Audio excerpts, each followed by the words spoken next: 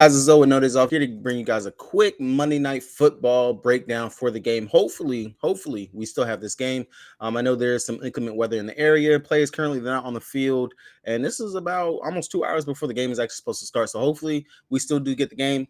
And it's not another game like what we had last night with the Giants in Dallas, which was a horrible, shitty game all around, altogether.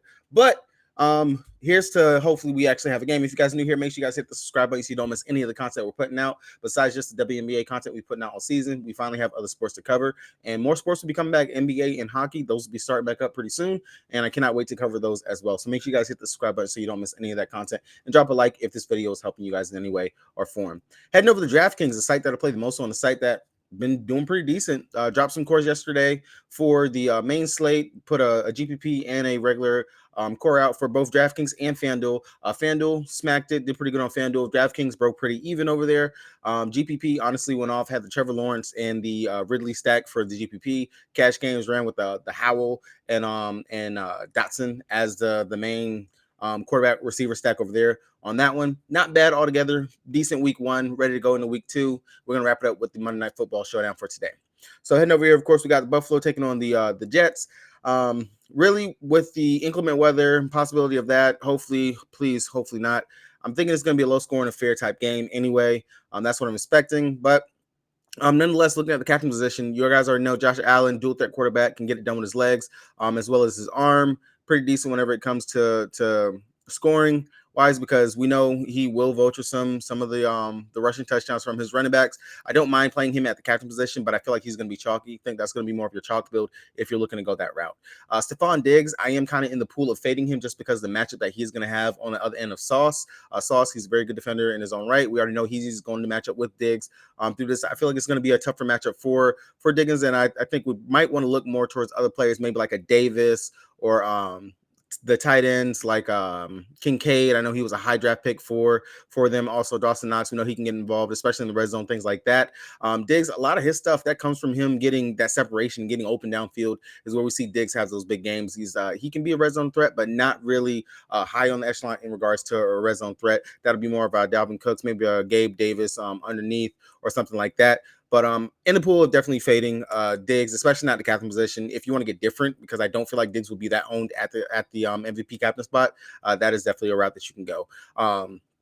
Wilson, I definitely a lot of interest in him. He had a pretty good season last season with mediocre quarterbacks. Now you're getting a very good game manager in Aaron Rodgers. We know he knows how to definitely target his wide receivers. I mean, just look at what Devontae Adams used to do with having A-Rod as his quarterback. So definitely. I don't mind going right there to having Garrett Wilson as MVP condition. And then Aaron Rodgers, I don't want to actually go to Aaron Rodgers because I don't feel like his upside is going to be there as someone. He's not as mobile as what he used to be back in the day. He's not going to get out the pocket, scramble, and run like that unless he truly has to. More of a check down, things like that, game manager. And in all honesty, when you look at his game logs from last year, he only went over, 20-ish fantasy points once. Yeah, once out of all those games. So not really someone that I'm pegging high. And plus, I want to see how the offense and everything is going to actually flow and how it's going to go for this game before we can actually truly just jump onto that in this spot. Outside of that, really, the only other player that I would actually truly consider and could possibly make you a difference and something I would take inside of that MVP spot, captain spot, would be Kincaid, just for the fact, like I said, he was a high draft pick for these guys. On top of that, known that he's supposed to be playing out of the slot quite a bit. We do know how Josh Allen, he can go to the check down a lot. The PPR upside will be there for him, and definitely I could see a world where he possibly can get 1 or 2 touchdowns in this position spot. 7,500. That lets you get all the other studs that you want to get into your line and build a pretty decent lineup all around. Going over to the flex position, of course, if you're not playing Josh Allen in the MVP slot, yeah, we're going to slide in Allen right here in the flex, Wilson, A-Rod. This is where you're going to want to put him at inside his flex position. Definitely could take some of the kickers, running it back with, any of the, if you feel like the running backs, if it's going to be raining, something like that, I could see us maybe going to some of the running backs here in this spot. But again, like I said, I'm not really too heavy on none of the backs because it is a cluttered backfield on both sides, and I gotta see how they're gonna be using them. Out of anything, maybe we could look to Dalvin Cook or maybe we could look to a Dalvin Cook. I can see him getting some of that goal line work. Maybe they get to the goal line, get Stafford, can't get the pass on the inside, or maybe he can catch some passes out the backfield. That might be there for him. That might be something that we can go to, or since it is the start of the season, and I know that he followed Aaron Rodgers, we can get Aaron Rodgers' old faithful target, Randall Cobb.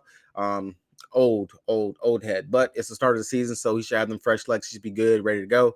Definitely can see him. He should be one of the top 3 receivers for him out there. So depends on how you exactly see this game playing out. I will definitely want to pay attention to the weather, see how that's really going to go as we get more closer up to game time before everything locks in. If you guys are looking for possible plays that we can run on today's slate, I know for a fact one of them, receptions, they have Kincaid's receptions at 2.5. I just really feel like that's way too low for the hype that I've seen coming in on this kid. 5 receptions over there on Prize Picks. Go ahead and take the over on that one if you're looking for one. And then if you're wanting one to run back on the other side, I know that we need one. I don't mind going down to a kicker prop if it actually is still up here. We can look for Greg the Leg. Go ahead and get Greg for over 1.5 field goals made. I don't mind running that. So Greg with that 1.5 field goals made, along with Kincaid for his receptions at 2.5. That'll be a power 2 that I would run over there on Prize Picks. If you guys want more plays, anything, other props and stuff like that, guys, check the link down in the description below for the Patreon. I will have a full list of everything, player pool and stuff going up on the site momentarily, probably after you guys see this video uploaded. With that being said, it's your boy Zoe. NFL's back. Good luck.